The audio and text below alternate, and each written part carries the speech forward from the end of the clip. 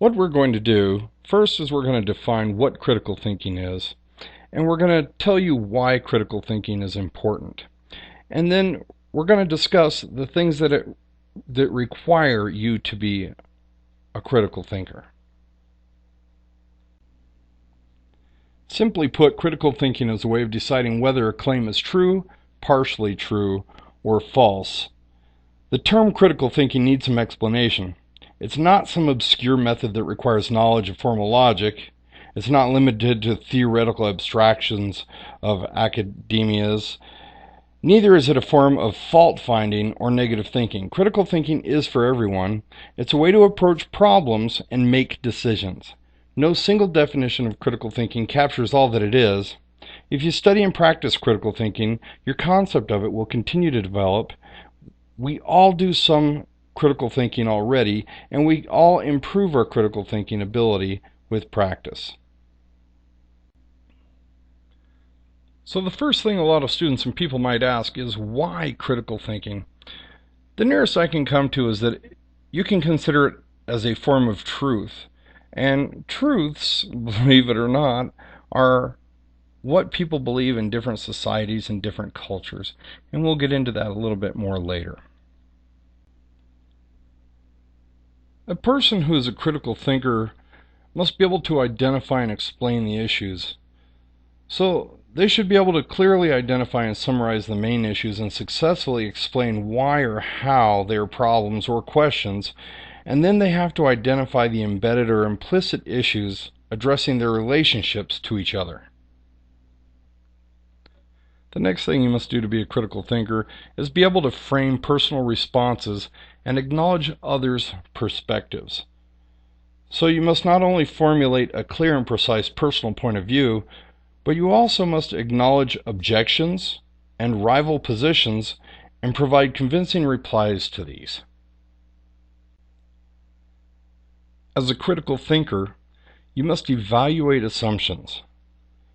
So you must not only identify and evaluate all the important assumptions, but also some of the more hidden and more abstract ones. So as a critical thinker, and I find this extremely important, you must be able to evaluate the evidence. So it's not only important that you identify and rigorously evaluate all the important evidence offered, but you also provide new data and information for consideration. I find when it comes to critical thinking, it's best to think of yourself as an uninvolved party, such as when the police show up to a crime scene, they're supposed to be uninvolved and be able to find the facts to the best of their abilities. So think of yourself as a good detective or a great reporter.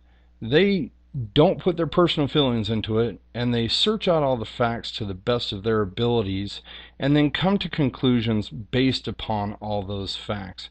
Doesn't mean you're always right. You may come to some wrong conclusions, but at least attempting to come to all the facts is what makes a person a critical thinker.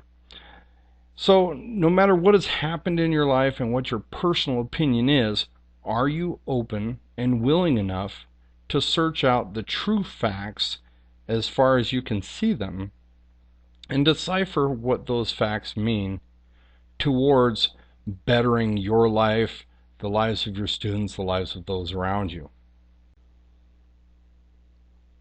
So as a critical thinker, you need to examine your reaction. You need to try to understand why you reacted the way you did. What assumptions were you making? Is your reaction a conditioned response, such as you were bitten once by a dog as a child and so now you're fearful of all dogs? That's a conditioned response. Something happened which enables you to feel that way. Or what previous experiences contributed to your reaction? It could be simply other people's point of views, such as your parents' political point of views as you were growing up. So, to you, is the issue clear? If not, can it be broken down into manageable pieces?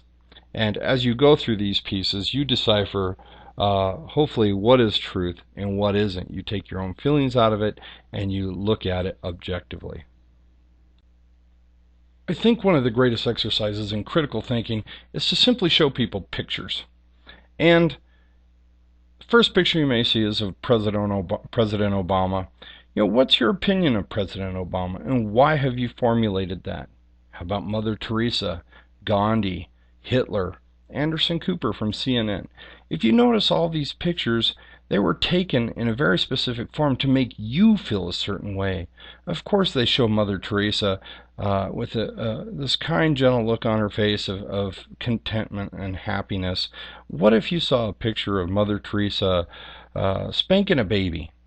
News anchors, they always try to portray them in a very specific way to fit the needs of their network.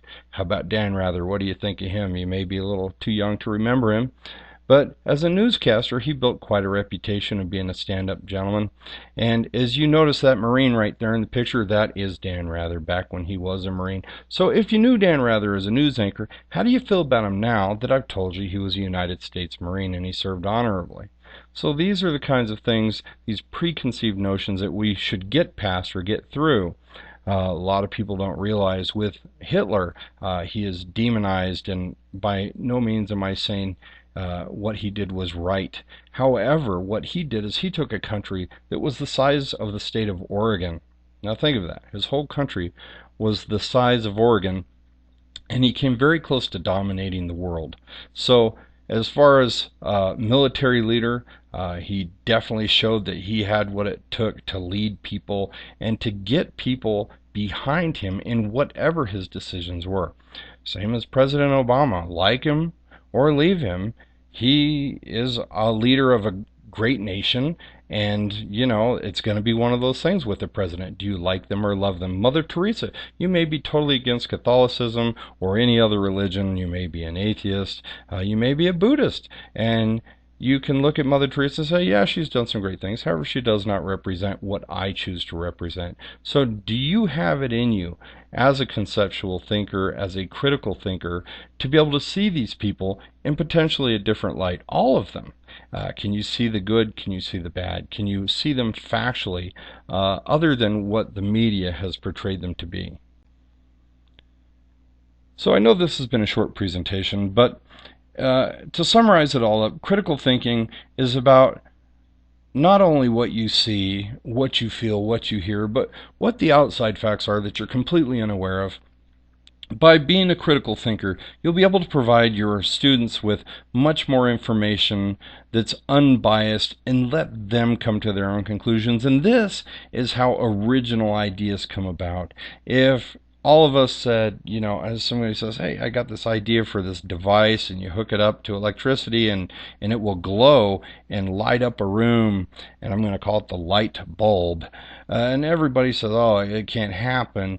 And you believed it, we'd never have the light bulb. Edison made hundreds and thousands of mistakes throughout his career, but held many patents because he never listened to what people said he couldn't do. And that's what critical thinking is he didn't stop because he was all full of hope and joy. He kept going because he was a critical thinker. He had no evidence to prove otherwise that he could not invent a light bulb, and he kept at it until he did. So here's to all of you. Let's keep up with our critical thinking so that we can be objective in what we teach, and we can change things. Pluto's no longer a planet. That was a result of objective thinking, because way back when they first discovered Pluto, they didn't have the rules about planets that we have now. So keep thinking critically, and I'll talk to you all later.